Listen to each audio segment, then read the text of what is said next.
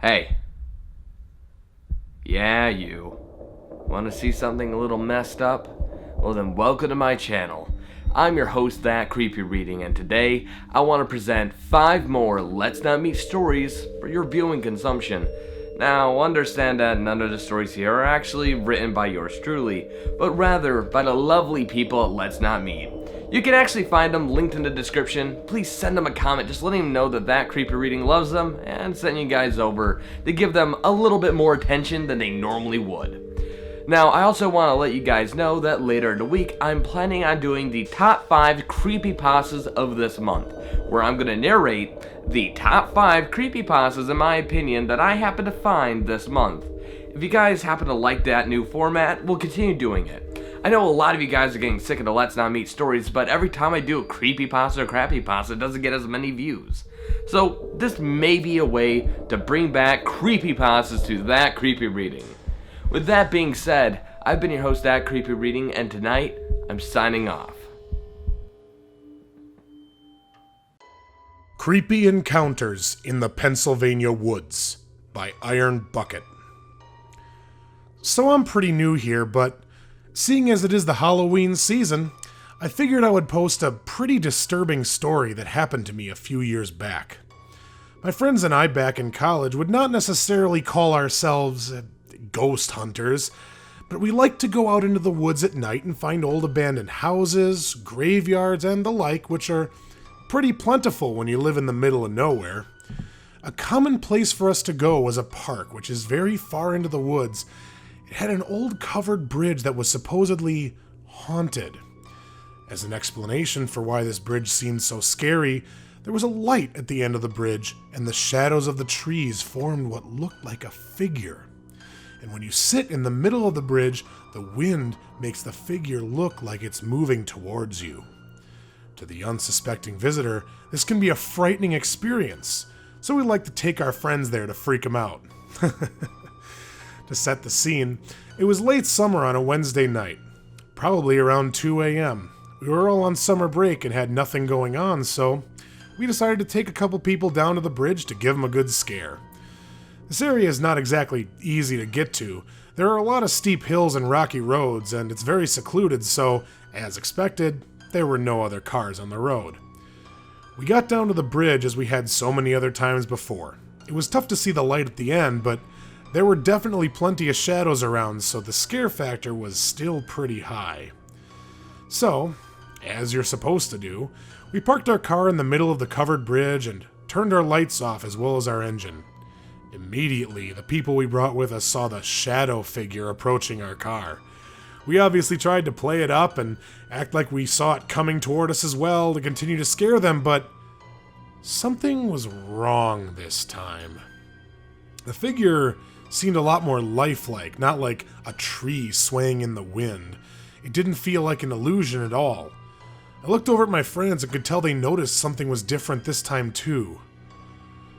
It was at that point that I noticed we were no longer looking at the same shadow figure at the end of the bridge. This one had actually moved directly in front of our car. In a panic, I turned on the headlights because it was becoming a bit too real. Once the lights came on, the figure did not disappear, and it did not stop inching toward our car. There, in front of the mobile, was a person in an all-black hoodie and all-black pants. Hoodie over his head, looking down at the ground. After the lights came on, he kept inching towards the car at a snail's pace. A prank, I thought. Someone saw us come down and was familiar with the story and wanted to mess with us. We opened our windows and yelled, "Hey, you got us. That's pretty good." He had no reaction.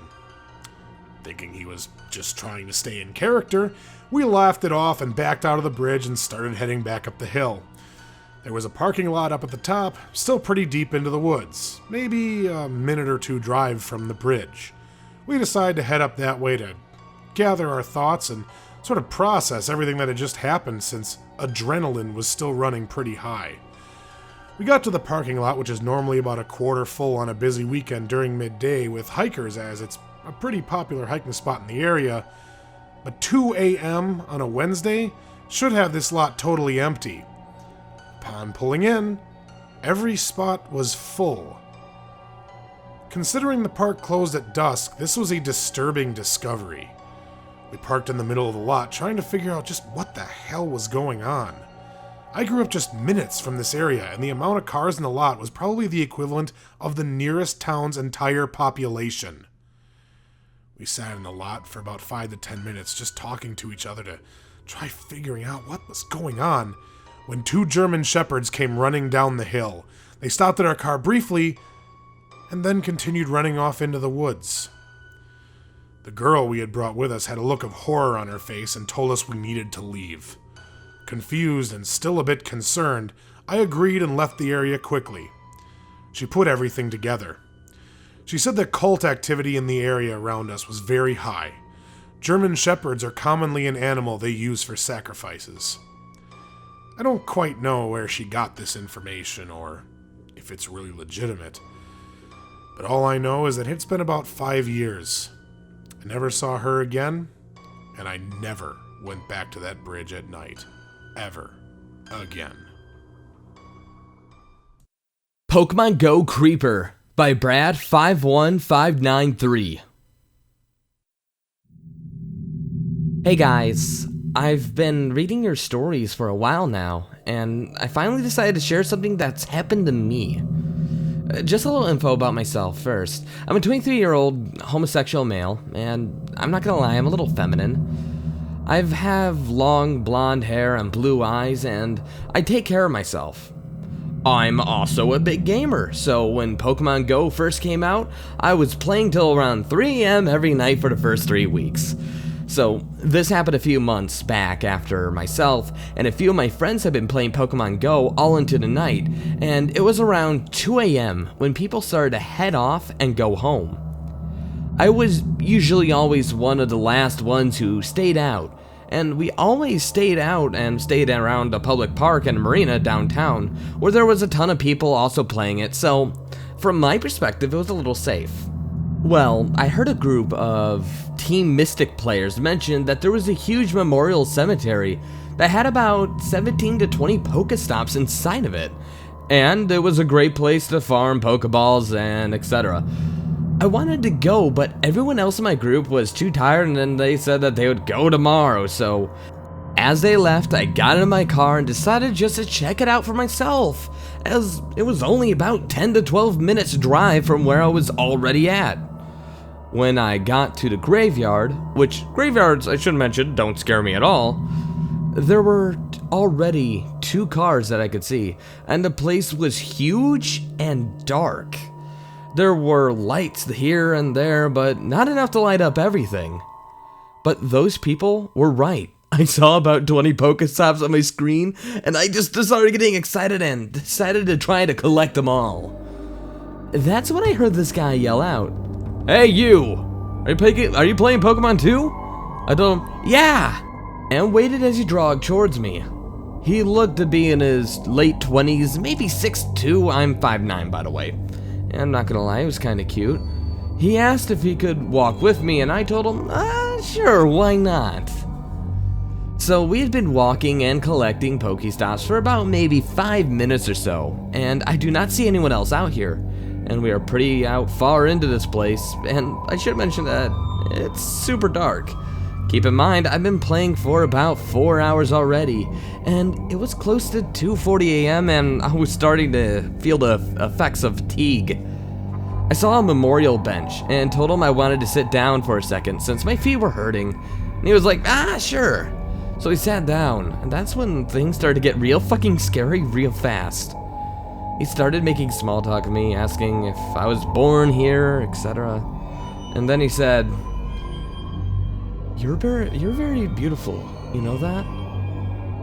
I sort of just laughed and said, thanks, awkwardly, and then looked down at my phone and messing with my Pokemon game, but I could still feel his eyes on me very distinctly.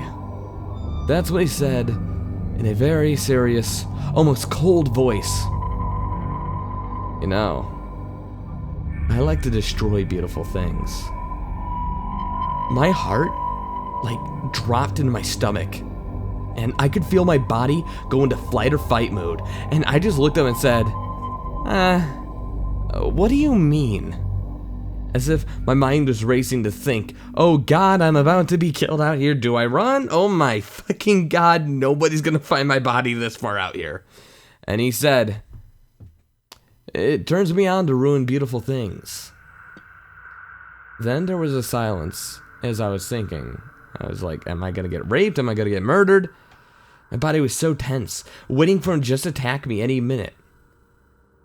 So I could just maybe fight and maybe have a chance to defend myself. Then he says, wait 1 second. I need to go piss real quick. Don't go anywhere. Maybe 20 feet from this bench, there was a little pond, and he gets up starting to walk over to it. And I thought, okay, either I need to call 911 or just fucking book it. As soon as I heard the piss hit the water, I got up and ran. I ran so fucking fast, I could hear the wind rushing past my ears. I don't think I could ever run that fast again, and I didn't look back. I just ran to where my car was, and I hoped he wasn't chasing me. I got out of my car, jumped in, I didn't see him anywhere, thankfully, and I drove straight home. I told a few people that I play regularly with about it, and they were mad that I went out there alone and made me to promise to only play when we were in a group. So I learned super fast my lesson, and I haven't been back to that graveyard since. So creepy fetish guy in the graveyard. Let's not fucking meet ever again.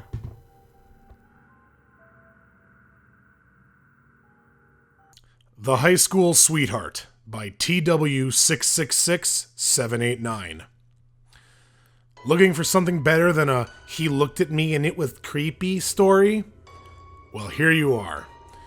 Just to clarify, this is a throwaway account. This was an incredibly stressful time in my life, and I'd like to stay as anonymous as possible.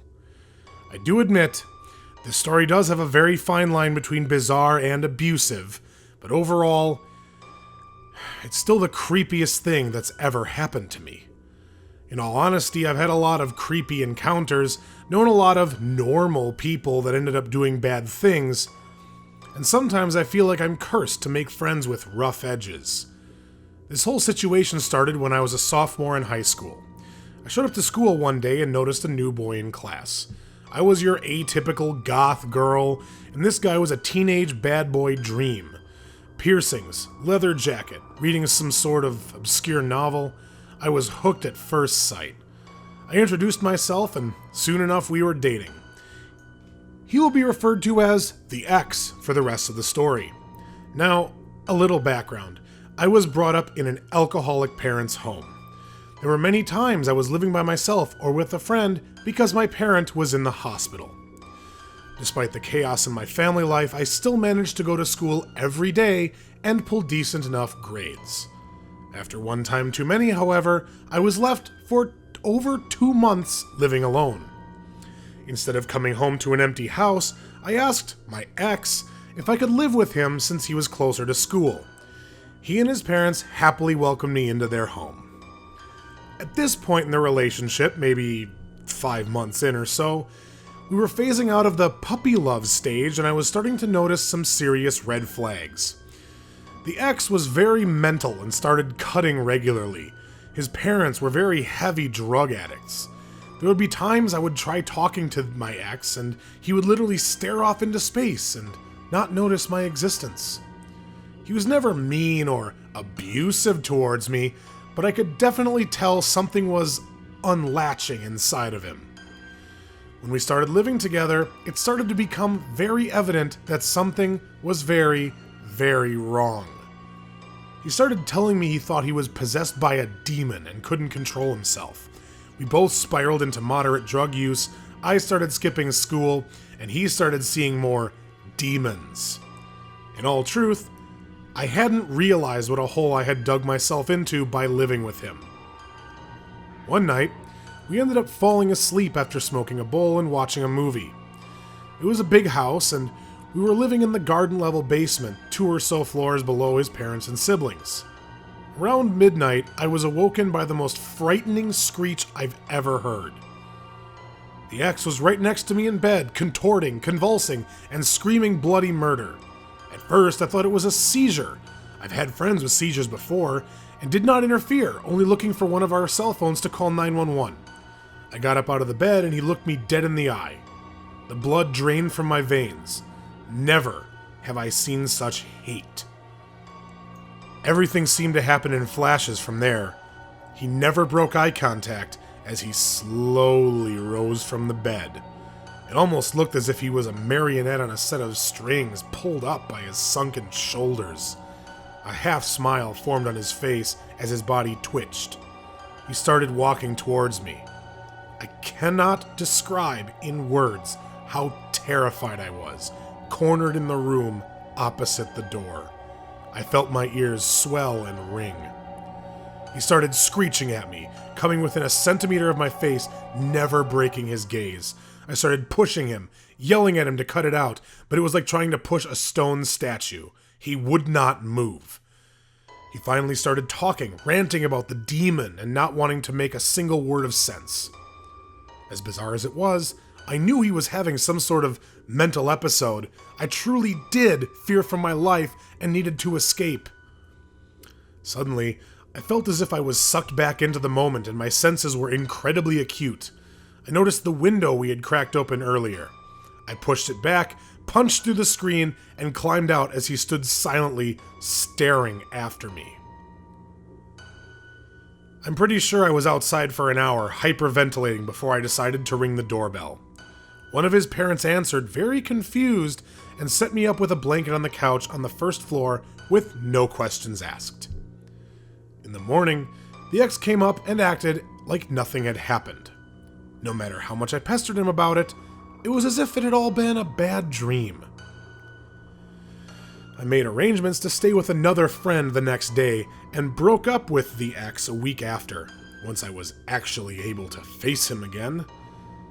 Sometimes I wonder if it had been some sort of sick joke to get me out of his house or out of the relationship, but I watched unshocked in the years after as he fell into severe drug abuse and mental illness. At one point, I went to a school counselor and told them I was worried about him, but it only made him hold a grudge against me. After everything that happened, I really did start to feel sorry for him, and sort of weirdly forgive him for what he did. He tried contacting me a few times after everything that happened, but as the years went by, I heard less and less. Last I heard, he was addicted to meth and living on the streets. So, my high school sweetheart, let's not meet again.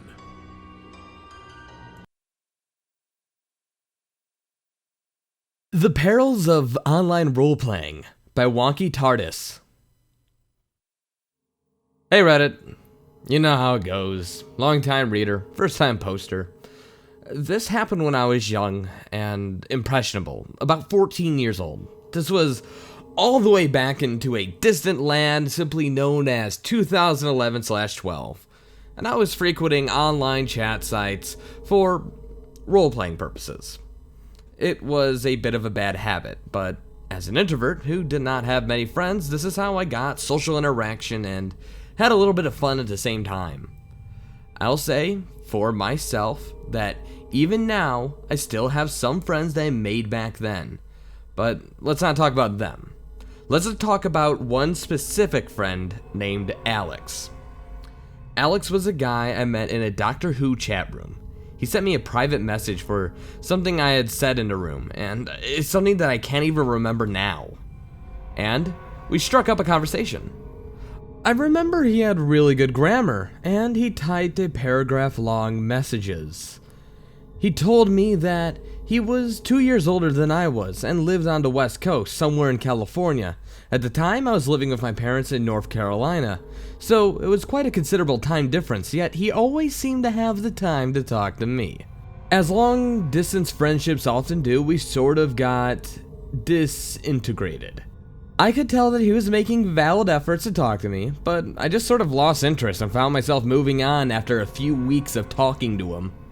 One night, he sent me what amounted to an essay's worth of messages describing his, and I quote, love for me. How he just knew that we were meant for each other. Yada, yada, yada. It was completely out of the blue, so I politely rejected him and ended our correspondence. He would continue to send me paragraphs of text every night, talking about how our love would be perfect, and blah blah blah, and eventually, I blocked him. Now, fast forward a couple of months to early 2013. I wasn't role-playing anymore, and it was the second month of my first serious relationship. One night, my phone buzzed with a text message from an unknown number. The owner said that the number was apparently looking for a friend of his. I informed him that he had messaged the wrong number, laughed it off, and then we started texting off and on for the rest of the evening. The dude seemed pretty nice, and he was pleased to have made friends with what was supposed to be a wrong number. I concurred, and don't get me wrong, I'm still kicking myself for that. As we talked for the next few days, I found myself telling him about Alex. What happened, how uncomfortable it made me, how relieved I was to have found someone else and to be in a happy relationship. My new friend was unresponsive for a couple hours after I told him that. I just figured that I'd annoyed him with my sob story and wrote it off. I was woken up from my sleep by my phone practically exploding with new notifications from my friend. It was Alex. He had changed his number just so he could text me and pretend to be a stranger who had the wrong number. He said that he still loved me, that I was and I quote, a dumb slut for moving on from him, and that I had to break up with my new special friend and rekindle our flame, or I would be sorry. Yikes. I blocked him, and I did not tell my special friend anything. More months passed, and I eventually forgot about Alex again. He's kind of one of those insignificant twats that you kind of easily forget about. I would still get occasional messages from an unknown number saying innocuous things like, "Hey," and "What's up?" I blocked it every time.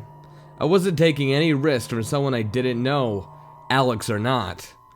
It wasn't until I was 16 that the shit finally hit the fan. At this point, I had changed phones and numbers. I was FaceTiming with my special friend, same one from before, when I got yet another text from an unknown number. But this one was different. It just said, "I'm here." I had no doubt that this was Alex again. I said my goodnights to my friend and ended the call before doing the stupidest thing I could have done, and I answered the text. "Who is this?" I said, playing dumb. And he saw right through it. He responded with, "It's me, baby. It's Alex. I've always talked about the two of us being together, and now we finally can be. I love you so much." This time I wanted to throw up. "What are you talking about?" I asked. I moved out and drove to find you. Tell me where you are and I can come pick you up. We can get a place and finally be together. I was 2 steps away from panicking. Looking back on it, he could have been lying, but at the time I was just so terrified that I couldn't even think straight. I told him to fuck off, that he was crazy, and that's when he got pissed. "What are you talking about? Why are you doing this? I came all this way just so I could be with you, and you're gonna push me away? Don't be a selfish bitch and tell me where you are." I didn't reply. Instead, I blocked the number, turned off my phone's location services, and I didn't sleep. Unbelievably, I haven't heard from him since. I don't know what could have happened to him. I have no idea how he got my number after I changed it. He came across my Facebook feed early this year, and his page said that he'd moved to Atlanta and had a girlfriend now. I hope she's okay. And Alex, let's not meet again. Shit Gets Real in East Texas by Saristo. First thing I'm going to say is that this is totally real and I was freaked out of my wits for days. I don't think I could possibly make this shit up. Everyone I tell it to says it's terrifying, and after reading through some of the stories on this sub, I think it's probably a great fit. So, It was February of 2014. This thing I was doing at work kinda came to a head all at once, and I was basically going to have to spend the entire weekend writing a press release that was needed the following Monday by 10 a.m. Now, my parents own some property way out in the boonies of East Texas. I grew up going out there all the time for family get-togethers and whatnot, and since it was only a 45-minute drive away from where I lived, I would go out there with friends to camp or party or just whatever. Well, I knew I was going to be writing all weekend, so I thought, why not spend it in the great outdoors instead of holed up in my apartment in Houston? I'd never stayed out there all by myself, but had always been keen on the idea and thought this might be the perfect time to do it. I called my granddad and asked if it would be okay for me to use the place for the weekend, and he said, of course. He did seem a little reticent about me doing it alone, but hey, I'm a 24-year-old guy. I grew up hiking and felt totally competent to handle anything that might happen. Honestly, at the time I was a little insulted when he seemed to think me going out there by myself was not the best idea. He made sure I knew how to turn the electricity on and the water too. I mean, we use a well for water and have a big switch that turns on and off the electricity out there, but seriously? Which of course I did. I had only done it a million times when I brought friends, you know. He asked if I had a key, which, again, of course, I did. Finally, he said, you know where I keep the Henry, right? My grandfather's kind of a cowboy, and he keeps a big 30-30 Henry repeater out there, mainly for shooting whitetail, but I guess you never know. Yeah, I said, admittedly for the first time nervous since, to my knowledge, he was the only one who had ever stayed out there by himself, and he had never really talked to me about his guns. The only shooting I'd done out there was with a pellet gun as a kid, and then a camera as I got older. When I eventually went out, the drive was nice, after I got out of the city, that is. I left work at 4:30 already packed and drove straight there. With traffic, fucking Houston, I made it out there by about 6:45. Still light, but it was beginning to turn to dusk. I took my duffel bag out of the trunk and went inside. The house is much more like a small resort than a ranch house. It's really nice, which is why I enjoy taking people out there so much. My granddad was pretty well off and had the place built when he retired. It was 12 bedrooms, and I chose the upstairs sort of master bedroom, if you could call it that. I unpacked, sat on the bed, and opened my laptop to what I had to write and immediately closed it. Fuck that, I thought. I'll work on that tomorrow. Right now, I want to take a walk. There's a trail that goes in a big circle around the perimeter of the property. It's about 3.5 miles. It was dark out now, and the thought did briefly cross my mind to bring my granddad's gun, but I decided on a sturdy 5-foot wooden dowel instead so I could have a walking stick and I wouldn't slip in the dark and shoot my foot off or something. I put on a hoodie, grabbed a flashlight, and started off. It was a clear, moonless night, and the swath of the Milky Way across the sky was impressive, but it was still really dark out. I didn't use my flashlight so my eyes would adjust, and after 10 minutes or so I could see reasonably well. It was nice. A little chilly, but nice. After about 1.5 miles, I decided to cut the route short through the woods and head back. I know the land so well that I could easily get back to the house from any point on the property. The woods and brush were pretty dense though, and I was forced to turn on the flashlight. A thick wall of twigs and vines was revealed. I pushed through it with my stick, getting a couple scratches, when I saw something deeper in the woods, partially obscured by the underbrush. It looked like someone left a pile of clothes out there or something.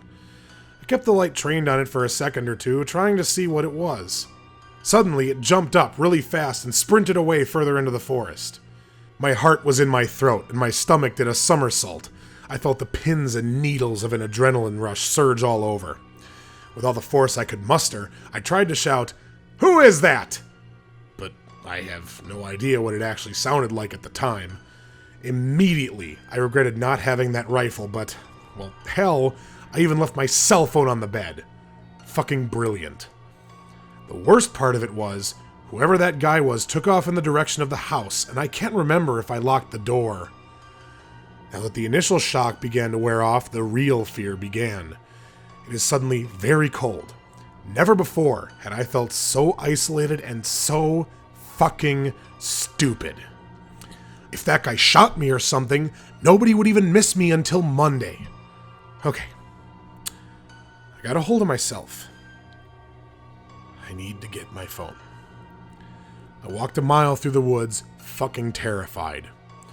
The woods ended about 150 yards from the house's front patio, and I basically sprinted in. Now, for any of you who have been in a situation like this, know that running does not help. You feel that gut-wrenching panic getting a foothold and constantly think something is right on your heels.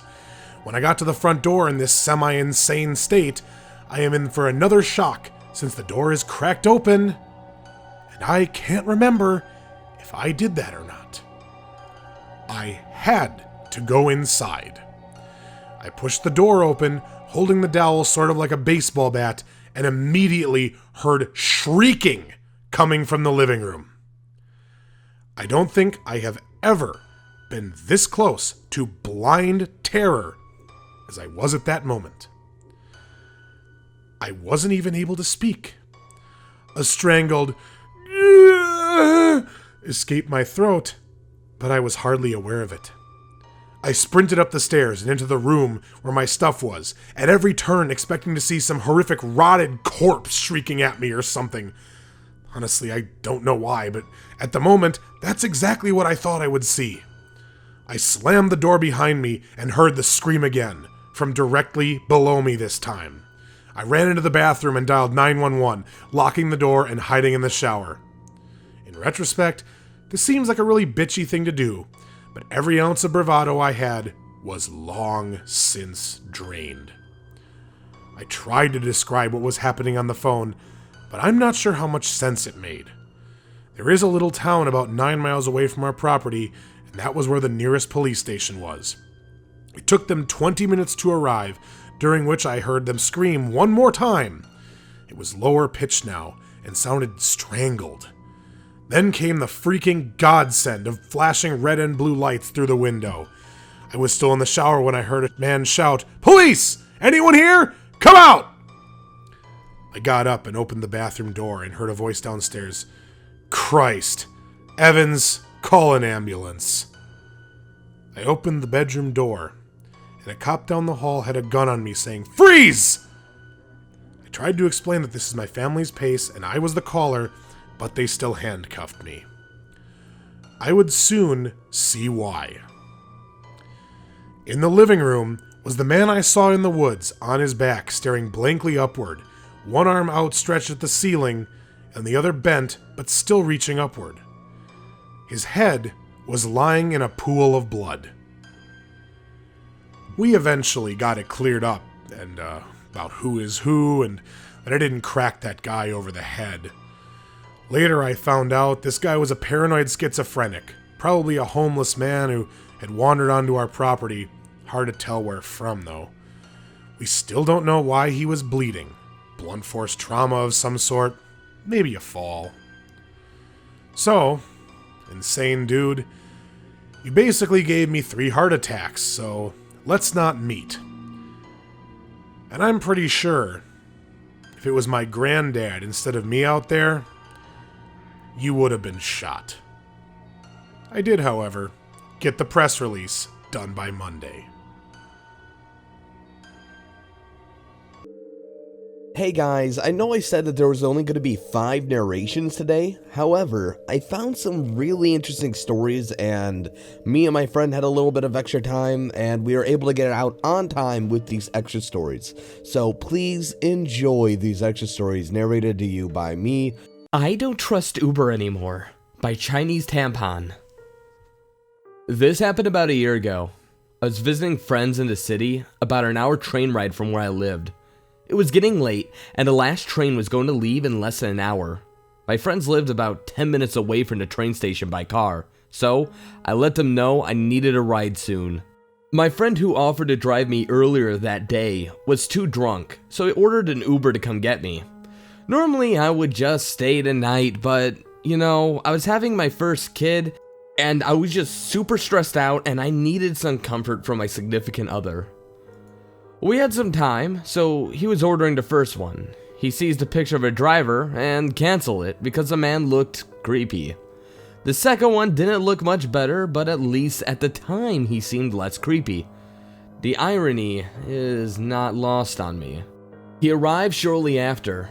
I get in the car and he says my friend's name, who is a man, and I tell him that he's just a guy who paid for it and that he actually has the right person. He asks for my name, and if this friend of mine was special to me. I tell him my first name and know that this person and I are not involved. He compliments me, and I thank him, and try to put on the headphones, but he continues to talk to me about how I deserve to get some sort of relationship in my life, or something along those lines. Now, I must say, I know this city very well. I live there and I spend a lot of time in this place. I know exactly how to get to the train station, and I always know the best route based on time. It's pretty late on a weekday, so there isn't any traffic, and pretty much any way it took me in the right direction would get me there. He puts the directions into his GPS that's popped on his dash. It tells him to make a left at the next street, which is what you would have to do to get there, since it's a dead end. We start moving, and suddenly he asks if the cops hang out here. I feel uncomfortable, but I figure he just wants to speed a little, as I've ridden Ubers before, and honestly, dealing with a cop while having someone in your back seat usually loses you a few stars. I tell him, not really, and suddenly he takes a right into a narrow alley left ahead. His GPS is telling him to turn around, but he's still heading in the opposite direction. So I tell him, guy, this isn't the right way. And suddenly, he starts listening to his GPS like it was just a mistake. So he says, I'll get you there, if you don't mind me speeding. I'm thinking, what the fuck ever. Just get me to my train so I can get the hell out of here. I immediately say, sure. And then, no sooner had I said that, he slams his foot onto the gas pedal and reaches 50 to 60 miles per hour before slamming on his brakes at a stop sign dead ahead.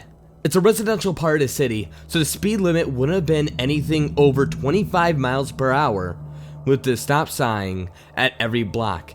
It continues to do this while following the directions for about 2 blocks when he blatantly ignores the GPS and starts to head in the opposite direction yet again. At this point, I'm fully aware he doesn't intend to take me to my train, and I'm texting my friend to tell him the situation. They tell me to come back. It's been almost 10 minutes and we had just gone in circles, but I'm desperate and I'm just so stressed out. So I tried it again to say, I'm going to be late for my train, and this isn't the right way. Would you mind going in the right direction? He tells me I won't be late for my train, even though he has no idea when it's coming. We go through a light. There's a new Camaro behind us, riding his ass because that's just how people drive around here, and starts asking why the cops are following him. I didn't say anything, but he keeps asking me and getting louder and louder and louder. And every time he gets louder, I don't answer anymore. Eventually, the cop car turns, and he clams down, and I notice the time. 15 minutes pass. At this point, I wasn't even a mile away from my friend's house. And I'm definitely not going to make this train. I tell him to take me back, but he insists that I'll make my train. I was fed up. And I got pissy with him about the time and told him that he needed to take me back. He finally obliged, but only after slowing down, almost coming to a complete stop at an intersection next to the bus stop where a girl was standing by herself. He probably noticed my phone buzzing and lighting up, so he finally and calmly took me back down the street to my friend's house. My friends were standing at the door when I got out of the car. So I walked up to the door, and when I looked back, just to see him stopped in his car down the street talking to a hooded person standing on the sidewalk. My guess is he probably thought I was a tourist. I had a giant backpack and a little bag with me for the night before, and maybe he thought that he could take advantage of the situation, so he reported it to Uber and a local Uber drivers page in the city, hoping this will never happen to anyone else. My Story by Extreme Confusion. I've been reading this sub for a while now, and it scared the living shit out of me. I thought I'd share one of the few encounters I've experienced. This story unfolded over a course of 5 months. I moved from South America to the States in 2011. I grew up in a country consumed by violence and, well, getting mugged, kidnapped, or being a victim of a house invasion was not uncommon. I always had my senses sharp and was on a constant vigilance to avoid being another statistic. When the opportunity to move abroad to do graduate school presented itself, I jumped at a chance, packed up my things, and I started my new life. Being here in the States on my own for the first time and being my own person was rough. The culture shock was overwhelming, and I had to slowly adapt. I had left everything behind, family, friends, and had to basically start all over again. It took a while, but slowly I adjusted. And when adjustment happens, complacency happens, and when complacency happens, safety, or the feeling of feeling safe happens. The constant vigilance was pretty much gone, and I became pretty trusting through still somewhat aware of my surroundings.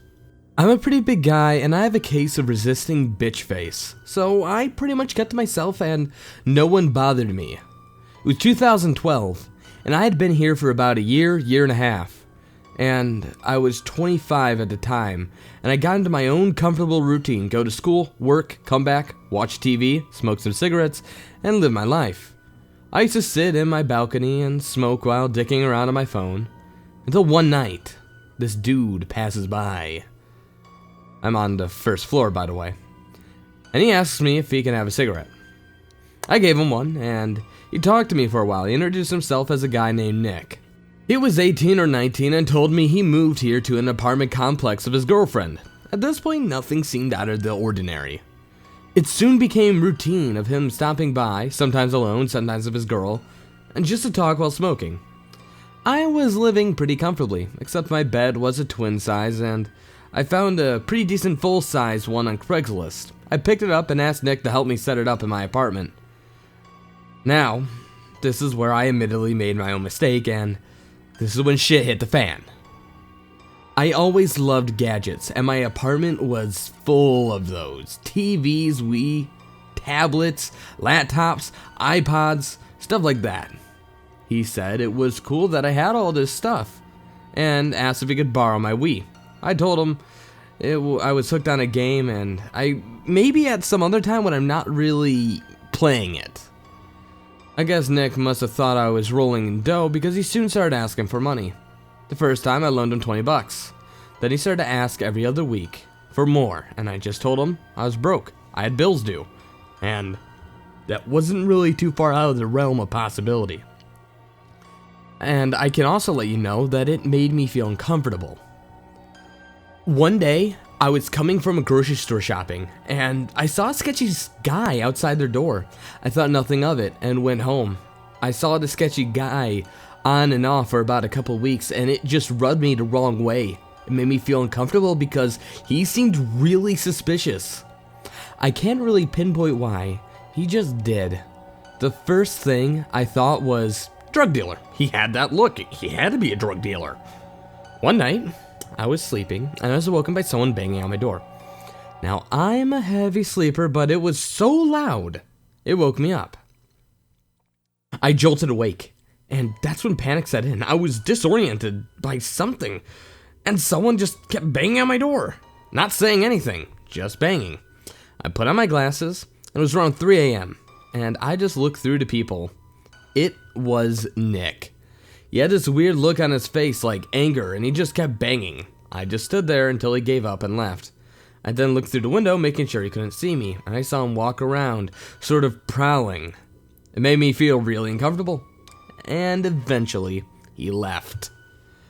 The next day, he stopped by while I was in the balcony, and asked for a smoke. I asked him what his deal was, why he was banging on my door.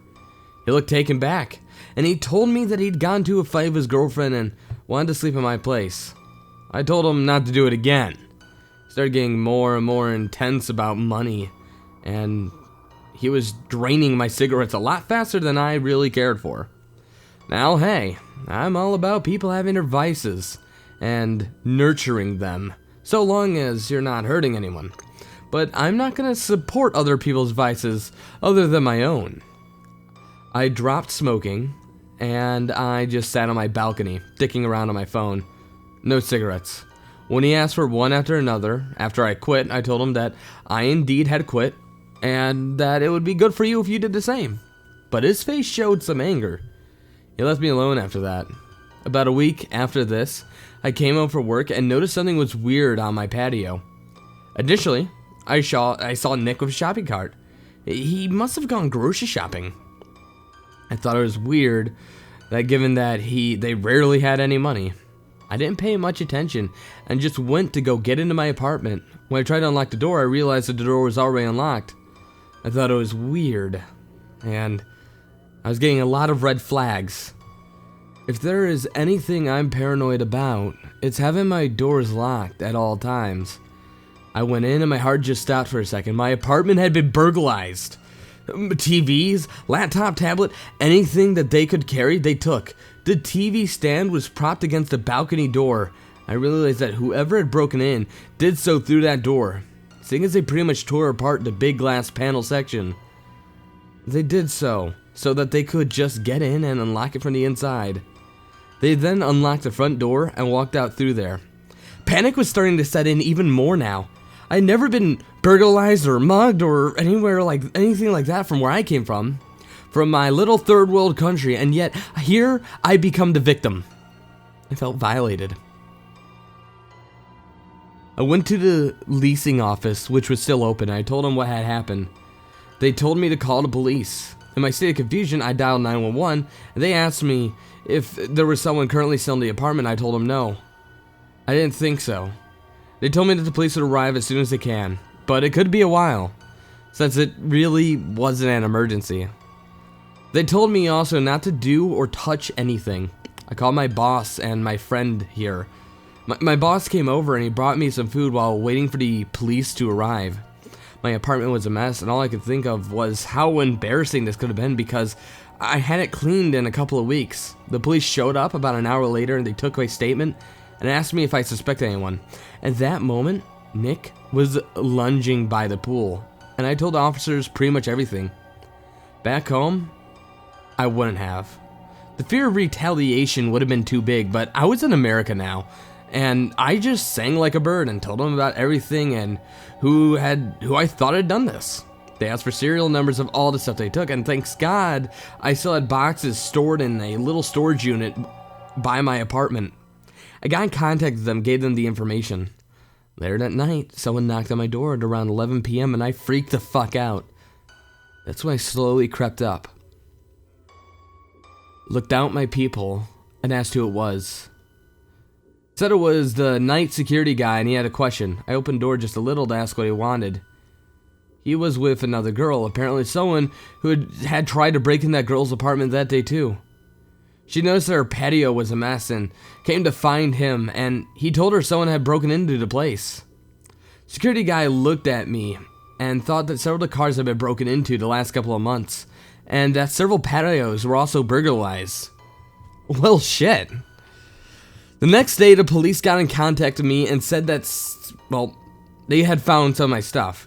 Nick was indeed the culprit and had pawned some of my TVs and had given my laptop to my girlfriend. He was promptly arrested.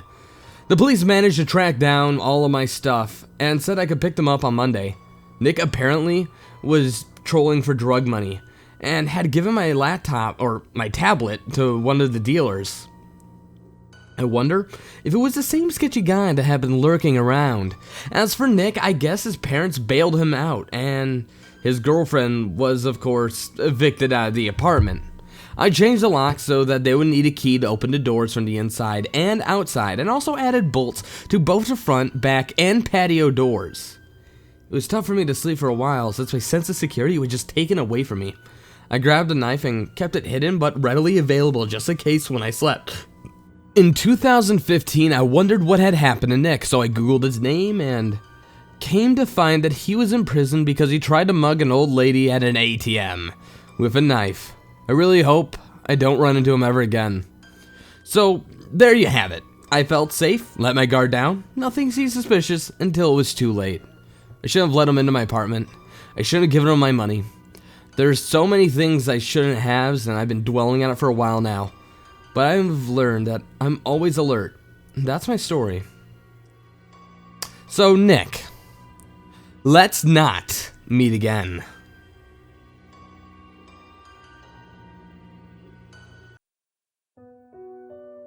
Hello ladies and gentlemen, and welcome to the end card. I got some videos to suggest you listen to. If you like Let's Not Meet Stories, well, I have a, playlist right here, and you can simply listen to them as you go.